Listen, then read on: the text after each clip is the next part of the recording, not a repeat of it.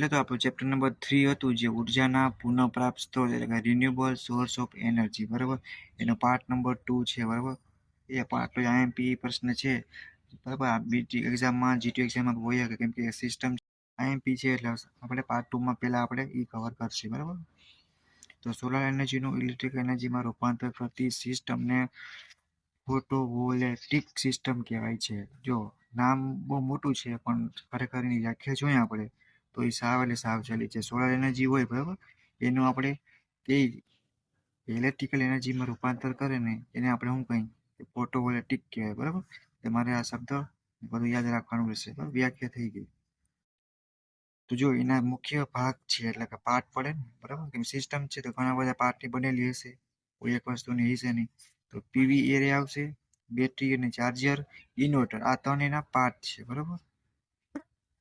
જો અહીંયા solar PV system તમને આપી છે, બરાબર. અહીંયા આપણો પાર્ટ 1 આપણે જોઈ ગયા, પીવી એરર છે. આ બીજું ઇન્વર્ટર છે, એસી લોડ છે, ડીસી લોડ છે, બરાબર. આ બેટરી એન્ડ ચાર્જર છે. તો તમારે વ્યવસ્થિત જ્યારે પૂછાય ત્યારે તમે ડ્રો કરી શકો. તો થિયરી કરતાં આના માર્ક્સ જોઈને વધારે એક્ઝામિનર આપે, બરાબર. એની 100% ગેરંટી. એનો પ્રિન્સિપલ છે સિદ્ધાંત એમ પૂછે, આકૃતિ દોરી અથવા ડાયાગ્રામ દોરી અને સમજાવવાનું કીએ, બરાબર, તો તમારે યાદ રાખવું પડે, બરાબર. કેમ કે સિદ્ધાંત છે એમાં તમે તમારી રીતે ના લખી શકો, એટલીસ્ટ એના વર્ડ આવવા જોઈએ. તો ફોટોવોલ્ટેઇક ઇફેક્ટ દ્વારા આ સેલ છે એ સૂર્ય શક્તિનું વિદ્યુત શક્તિમાં રૂપાંતર કરે, બરાબર. આ અસરથી સોલાર એનર્જીનું ડીસી વિદ્યુત શક્તિમાં એટલે ઇલેક્ટ્રિકલ એનર્જીમાં રૂપાંતર થાય છે. આ રીતે સોલાર ઉર્જાનું વિદ્યુત શક્તિમાં રૂપાંતર કરતા કોષોને સોલાર સેલ પણ કહેવાય છે, બરાબર. તમારે આટલું યાદ રાખી લેવાનું, રેડી. પછી તમારા ફિગર છે ને એ પેલા આટલું લખી ફિગર તમારે સૌથી પછીના બીજા નંબરનું સ્ટેપ ફિગર આવશે, બરાબર. સોલાર સેલ આપ્યું, આ રેડિયેશન છે, બરાબર. આખા ડીસી કરંટ છે. આ એમએ તમારે શોર્ટમાં લખવું હોય તો તમે લખી શકો. એન ટાઈપ સેમી કંડક્ટર છે. આ રેઝિસ્ટર આપ્યું છે, બરાબર, આ વસ્તુ. અને પીએન જંકશન છે. તો પીએન જંકશન સોલાર સેલની આકૃતિ કંઈક આવી હોય, બરાબર, તો પૂછાય તો તમે એટલીસ્ટ ડ્રો પણ કરી શકો. અને ઓલો પ્રશ્ન જ્યારે 7 માર્ક્સનો પૂછાય, બરાબર, ત્યારે તમે એમાં પણ ડ્રો કરી શકો છો, કોઈને કરવું હોય તો, બરાબર. કે મેં થિયરી કરતા વધારે ફિગરના માર્ક હોય. જે લોકો ફિગર પૂરીને સાચી અને એવી રીતના લખીને દોરશે એ લોકોને થિયરી આખી સાચી હશે પણ તોય ફિગરના માર્ક્સ છે એ વધી જશે, રેડી. જો વિદ્યાર્થી મિત્રો, આ છે એ આપણે શું છે કે flow of electrical in PN junction છે, બરાબર.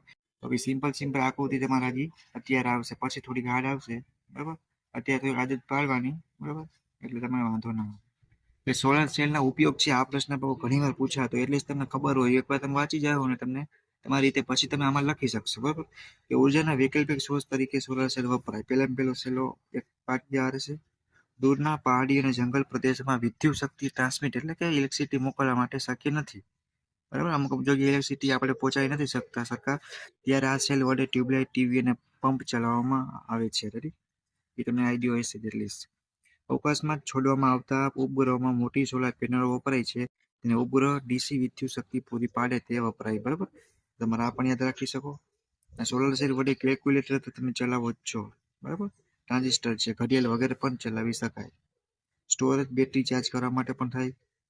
ખેતીવાડી અને બાગાયત ખેતીમાં પાણી પૂરવા માટે પંપ તરીકે આપણે ચલાવી શકીએ, બરાબર. સિમ્પલ મસ્ત પ્રશ્ન છે, એટલીસ્ટ આના ઉપરથી પણ તમે 7 માર્ક્સમાં પૂછાય તો એમ પણ કહી શકે કે વ્યાખ્યા આપો અને વર્કિંગ પ્રિન્સિપલ એટલે કે આપણે શું કહે સિદ્ધાંત સમજાવો ડાયાગ્રામ સાથે અને ઉપયોગ લખો, રેડી. તો આવી રીતના મોટો ક્વેશ્ચન બની શકે, આના ઉપર થોડું ધ્યાન રાખવાનું.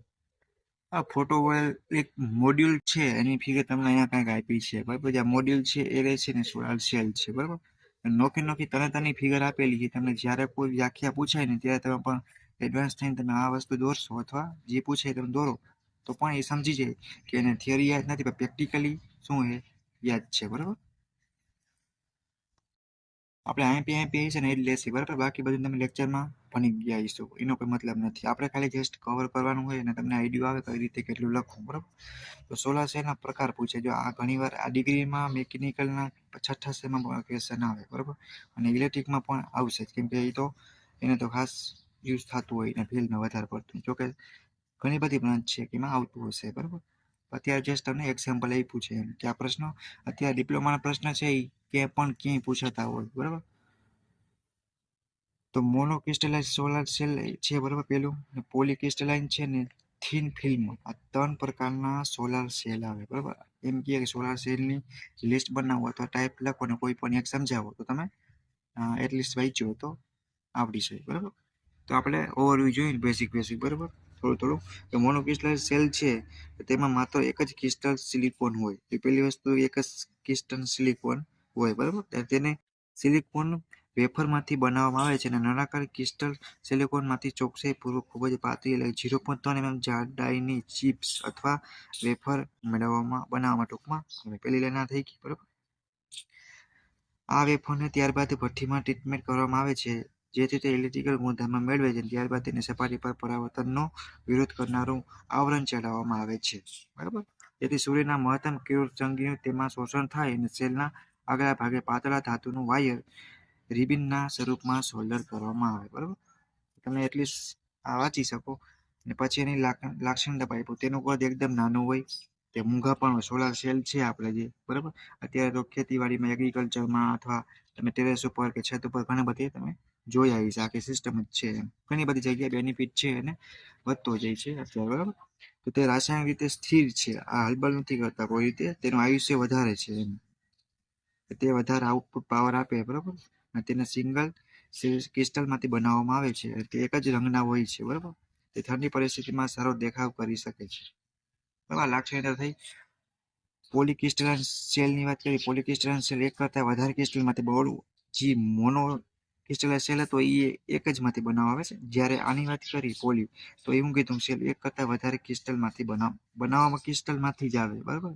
એટલું વસ્તુ તમારે ધ્યાન રાખવાનું. સોલાર સેલ છે એ કેમાં બનાવવામાં આવે અને કેટલા ટાઈપના છે કે બને કેમાં ક્રિસ્ટલમાંથી, રેડી. તો તેને પોલીક્રિસ્ટલાઇન સિલિકોનની બીબા ઢાળ ઈંટમાંથી બનાવવામાં આવે છે. તેમાં સિલિકોનના ગરમ રસને બીબામાં ભરીને ઠંડો પાડવામાં આવે છે, બરાબર. અને તે સસ્તા પણ હોય છે. તો એની લાક્ષણિકતા એટલે કેરેક્ટરિસ્ટિક ઇંગ્લિશમાં કહેવાય, ગુજરાતીમાં લાક્ષણિકતા કહેવાય, બરાબર. તો તમારે વસ્તુ ધ્યાન રાખવાની છે. ઘણી વાર એવું કે આ બધું આવડતું હોય પણ આના લીધે જીટીયુ વાળા ક્યારેક ગુજરાતીમાં પણ લખી નાખે ઉચ્ચારમાં કે કેરેક્ટરિસ્ટિક લખો અથવા લાક્ષણિક. તો આપણે તો એટલી ખબર હોવી જોઈએ, બરાબર. તો તેનું કદ પ્રમાણે ઓલું નાનું હતું જ્યારે આનું મોટું હોય, બરાબર. ત્યારે મોનોક્રિસ્ટલાઇન સેલ કરતાં સસ્તા હોય, બરાબર. તેનું આયુષ્ય વધારે છે અને તે વધારે આઉટપુટ આપે છે, બરાબર. હવે આપણે થિયરી જોઈએ પણ એના કરતાં પણ ઇમ્પોર્ટન્ટ શું છે કે ત્રણ ટાઈપ્સના જે સેલ છે, બરાબર. ત્રણ ટાઈપના સેલ છે, બરાબર. ટાઈપ્સ ઓફ સેલ આપણે કઈ એની ત્રણની ફિગર આપી છે. જ્યારે તમને આ પ્રશ્ન પૂછાય ત્યારે મસ્ત નામ લખી અને એના વિશે થોડું લખી અને તમારે મસ્ત પહેલા ત્રણ ફિગર ડ્રો કરી નાખવાની, બરાબર. જી માંગ્યું હોય અને આ પ્રશ્ન અહીં જ છે. તો ત્રીજા નંબરનો છે થિન ફિલ્મ સેલ છે, બરાબર. એમોફર સેલ, બરાબર. એ થિન ફિલ્મ સેલને ક્રિસ્ટલ સ્વરૂપમાં ન હોય તેવા સિલિકોનમાંથી બનાવવામાં આવે છે, બરાબર. આ તો ભાઈ આખો અલગ જ છે, ના એકમાંથી ના બેમાંથી, બરાબર. આખો અલગ જ છે. તેમાં સિલિકોનને કાચ અથવા પ્લાસ્ટિકની સપાટી પર જમા કરવામાં આવે છે, રેડી. આ સપાટીને ત્યારબાદ ઘણા બધા પાતળા સ્તરોમાં વહેંચી દેવામાં આવે છે, બરાબર. અલગ અલગ પાર્ટ પડે છે, એ પણ પાતળા થાવ જે તે સ્તર એક સેલ તરીકે વર્તે, બરાબર. જે સ્તર એટલે શું થયું? પાર્ટ થયો. નાના પાર્ટ તમે જોયા હશે, બરાબર. ગોલ હોય છે સોલાર સેલમાં, પેનલમાં લાગેલા હોય છે એ, રેડી. હવે આપણે જોવા જઈએ કે આ પ્રકારના છે સેલ એ રમકડામાં જોયા હશે, કેલ્ક્યુલેટર છે, ઇલેક્ટ્રોનિક ઘડિયાળ વગેરે મોટા પાયે યુઝ થાય, બરાબર. થિન ફિલ્મની લાક્ષણિકતા એટલે કેરેક્ટરિસ્ટિક. તેનું કદ પ્રમાણમાં ઓછું હોય છે, તે ખૂબ જ સસ્તા પણ હોય છે, તેનું આયુષ્ય એટલે કે લાઈફ છે એ વધારે લાંબી હોય, રેડી. તે ઓછો આઉટપુટ પાવર આપે, તે રાસાયણિક રીતે સ્થિર નથી અને ક્રિસ્ટલ સ્વરૂપમાં ન હોય તેવા સિલિકોનમાંથી બનાવવામાં આવે છે, રેડી. તો તમારે એક વસ્તુ ખાસ ધ્યાન રાખવાની કે જે થિન ફિલ્મ ટાઈપનો જે સેલ છે, બરાબર, એ કેવો છે કે ક્રિસ્ટલ સ્વરૂપમાં નથી હોતો એમાંથી બનાવવામાં આવે છે, બરાબર. તમે એટલીસ્ટ આ પણ યાદ રાખી શકો. તે ગરમ પરિસ્થિતિમાં સારો દેખાવ કરે. ઓલું ઠંડામાં હતું, અત્યારે ગરમમાં છે. તો આમાં તમે 5 પણ લખો તો પણ ચાલે. તો કી ટાઈપનો પ્રશ્ન પૂછાય કેવી રીતના એના ઉપર ડિપેન્ડ છે, રેડી.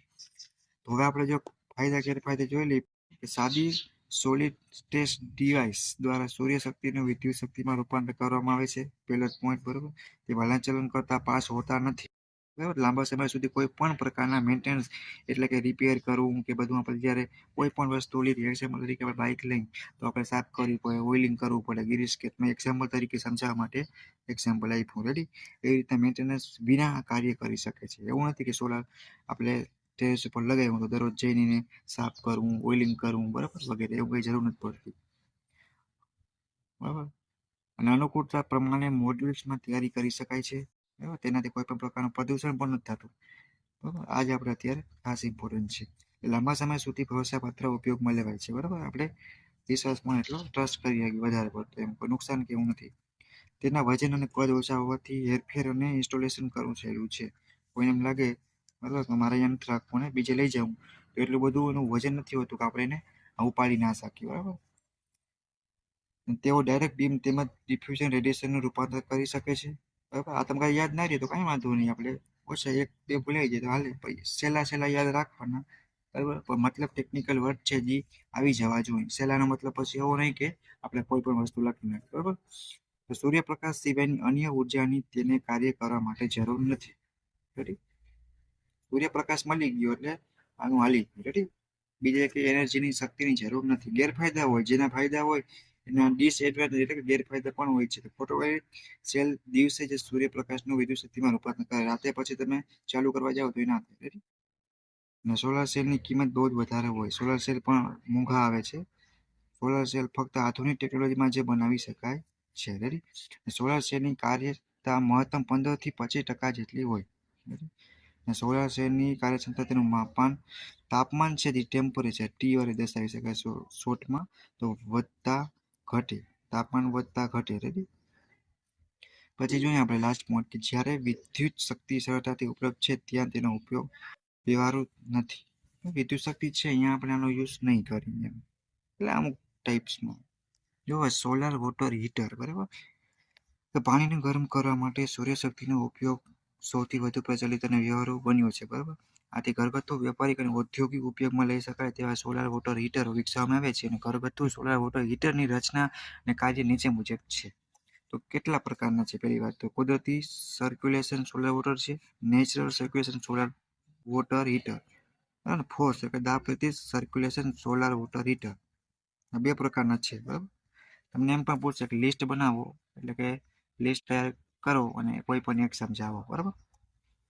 તો કુદરતી છે એ આ વોટર હીટર નાના કુટુંબની જરૂરિયાત પૂરી પાડી શકે તેવા 100 થી વધુ લીટર ક્ષમતાના હોય છે. તેનાથી 50 સેલ્સિયસથી 70 તાપમાન ગરમ પાણી બારેમાસ મળી રહે. અને કુદરતી રીતે પાણી સર્ક્યુલેશન થતું હોવાથી આ વોટર હીટરને અદાબિત વોટર હીટર પણ કહેવામાં આવે છે. રેડી? ફ્લેટ પ્લેટ કલેક્ટરની વાત કરી, બરાબર. આ કલેક્ટર સામાન્ય રીતે વેગનેસ એલ્યુમિનિયમ 30 કેજીના શીટમાંથી બનાવવામાં આવે છે, જેના પર ખાસ પ્રકારનો કાળો રંગ લગાવવામાં આવતો હોય છે, બરાબર. ઉષ્માનો વ્યય થતા અટકાવવા તેની આજુબાજુ ઇન્સ્યુલેટિંગ મટીરિયલ ભરેલું હોય છે. અને આ કવરની ઉપરના ભાગે ચુસ્ત રીતે કાચનું કવર બેસાડવામાં આવે છે. આ તમારે એટલીસ્ટ વાંચવું પડશે, બરાબર. પછી તમારે ફિગર ડ્રો કરી નાખવાની, બરાબર. ફિગર ડ્રો કરશો એટલે તમને એટલીસ્ટ આઈડિયા આવી જાય કે ખરેખર પ્રેક્ટિકલી કેવી રીતના વર્ક થાય. રેડી? બરાબર. આ જે તમારે ફિગર દેખાય છે એ ડોમેસ્ટિક સોલાર વોટર હીટર છે, નેચરલ સર્ક્યુલેશન ટાઇપ્સ, બરાબર. ત્યારે તમારે એક બે વાર રફલી દોર નાખવાનું અને પછી નામ યાદ રાખવાના. ખરેખર વોટ છે, વોટર ડિસ્ટ્રીબ્યુશન છે અહીંયાથી થાય છે, બરાબર. વોટર ટેન્ક છે આખો, બરાબર. અને કલર વોટર ફોર્મ છે, તમે જોઈ શકો. અને સોલાર કલેક્ટર છે, બરાબર. બધું તમે પ્રેક્ટિકલી તમને વધારે યાદ રહેશે. પછી તમે તમારી રીતે પણ લખી શકો. રેડી? તો સોલાર વોટર હીટરના ફાયદાની વાત કરી કે તેમાં મેન્ટેનન્સ ખર્ચ સૌથી પહેલા તો ઓછો આવે, બરાબર. રિપેરિંગ ખર્ચ આપણે બધું કરતા હોય ઓછું હોય. તે 15 થી 20 વર્ષ સુધી તકલીફ વિના અને કરકસરયુક્ત કાર્ય કરે. કાંઈ પણ 15 કે 20 વર્ષ સુધી આપણે કરવાની જરૂર નથી પડતી. તેમાં રોકેલા પૈસાનું વળતર 3 થી 5 વર્ષમાં જ મળી જાય છે. કુદરતી સર્ક્યુલેશન વોટર હીટરમાં પંપ જરૂરી નથી. સાદી રચના હોવાથી તેનું ફેબ્રિકેશન કરવું પણ સહેલું છે. તેનો ઉપયોગ સરળતાથી કરી શકાય છે. વધારે કંઈ નોલેજની કે કોઈ બીજી આપણે અડચણ ઊભી નથી થતી. તો એની મર્યાદા જોઈએ, બરાબર. સોલાર વોટર હીટર માટે ટ્રાન્સફર વિસ્તાર વધારે રાખવો પડે, પહેલી વસ્તુ તો, બરાબર. અને બીજી વાત શું કે ઊંચા તાપમાને તેમાં ઉત્પન્ન થતું દબાણ દૂર કરવું પડે. અને સ્ટોરેજના ઊંચા તાપમાન સહન કરી શકે તેવું કલેક્ટર રાખવું પડે, બરાબર. નબળું ના હાલે. કાટના પ્રશ્નોના નિવારણ માટે યોગ્ય કાળજી લેવી પડે, બરાબર. સારણ બહુ થાય, કોરોઝન ઇંગ્લિશ વર્ડ છે, આપણે કાટ લાગવો, બરાબર, કે સારણ થવું. આવા વર્ડ ઘણીવાર આપણે વપરાતા હોય, બરાબર. તો તમારે ખાસ ધ્યાન રાખવાનું. ક્યાંક ને ક્યાંક તો વચ્ચે આવશે, એટલે અત્યારથી આપણે એના 2-3 એવા વર્ડ યાદ રાખશું કે જીટીયુ એક્ઝામમાં કોઈ પણ ફેરવીને પૂછાય, બરાબર. તો આપણે વાંધો ના આવે. હવે એપ્લિકેશન જોઈ લે કે ઘરેલું વપરાશ માટે ગરમ પાણી મેળવવા. પહેલી વસ્તુ થઈ હોટલ છે, પછી આ છે હોસ્ટેલ છે, હોસ્પિટલ, ઓફિસ માટે ગરમ પાણી મેળવવા માટે ઉપયોગ થાય. 24 કલાક ગરમ પાણી મેળવવા માટે પણ કરી શકાય છે. ગરમ પાણીની ઔદ્યોગિક જરૂરિયાતને સંતોષવા માટે, બરાબર. જો સોલાર થર્મલ કલેક્ટર્સની વાત કરીએ, આ પણ ઘણીવાર પૂછાતું હોય છે, બરાબર. કેમ કે રિન્યુએબલ એનર્જી સોર્સ છે, પૂર્ણ પ્રાપ્ત સ્ત્રોત, તેમાં ક્યાંક ને ક્યાંક તો વચ્ચે આવશે. સૂર્યશક્તિ આપણને ટૂંકી તરંગ લંબાઈનો કિરણોના સ્વરૂપમાં મળે છે. નવા કિરણોની ઉષ્મા શક્તિનું શોષણ કરી તેમાંથી અન્ય શક્તિ મેળવવાના અને શોષેલી ઉષ્મા વડે પ્રવાહી કે માધ્યમને ગરમ કરવા માટેના ઉપયોગમાં આવતા ઉપકરણને સોલાર થર્મલ કલેક્ટર કહેવાય છે. સિમ્પલ વ્યાખ્યા, બરાબર. તો ગ્રીન હાઉસ ઇફેક્ટ ઉત્પન્ન થવાની રીત, બરાબર. એમાં આપણે સૌથી પહેલા તમે કઈ રીતે યાદ રાખવાનું તમને મસ્ત સમજાવું કે સૂર્યના કિરણો પૃથ્વી પર પડીને જ્યારે પાછા પરાવર્તિત થાય છે ત્યારે તેની તરંગ લંબાઈ વધે અને આવા પરાવર્તિત થતા કિરણોને વાતાવરણમાં રહેલા કાર્બન ડાયોક્સાઇડથી શોષી લે છે અને એટલે પૃથ્વી પર ગરમ વાતાવરણમાં મળે છે. આ ક્રિયાને પણ ગ્રીન હાઉસ ઇફેક્ટ કહેવામાં આવે છે. એટલે સિમ્પલી તો વ્યાખ્યા થાય કે ગ્રીન હાઉસ ઇફેક્ટ કોને કહેવાય, બરાબર. પછી તમારે બીજું નંબરનું સ્ટેપ છે કે તમારા ફિગર ડ્રો કરી નાખવાની, બરાબર. વ્યવસ્થિત નામ બધા લખવાના. ગ્લાસ છે, એબ્સોર્બર પ્લેટ છે, બરાબર. આ રહી ઇન્સ્યુલેટિંગ મટીરિયલ છે, આખે આ સોલાર રે, બરાબર. ને તમારે બ્લેક પેનથી નામ લખી નાખવાનું. એ થઈ જાય ને એટલે તમને આખો પ્રશ્ન નોર્મલી સમજાય, બરાબર.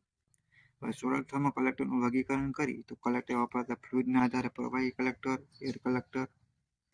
પછી જો એની અંદર બીજો મેન શું પડે, કલેક્ટરના માઉન્ટિંગના આધારે પાછા બે પડે અંદર કે સ્ટેશનરી કલેક્ટર કે ડ્રિલ્ટિંગ કલેક્ટર, બરાબર. ત્રીજા નંબરનું મેન છે, એમાં સોલાર રેડિયેશનને એકત્ર કરવાના એટલે કે કલેક્ટ કરવાના રીતથી એની અંદર ફ્લેટ પ્લેટ કલેક્ટર અને ફોક્સિંગ કે પ્રોસેસિંગ કલેક્ટર, બરાબર. બે થઈ ગયા મેન. એબ્સોર્બર પ્લેટની ડિઝાઇન પ્રમાણે જોવા જાય તો પાછા બે પડે. આ તમારે ચોથું છે, પાંચમું છે, છઠ્ઠું છે, એ મેન છે, એની અંદર પણ પાછા પડતા હોય છે, તો એ ત્યાં દર્શાવેલા છે, બરાબર. સીલિંગ 5 કલેક્ટર છે, 5 કલેક્ટર છે. આની અંદર જોવા જાય glass single glass, double glass વગેરે અને ટ્યુબ કલેક્ટર, બરાબર.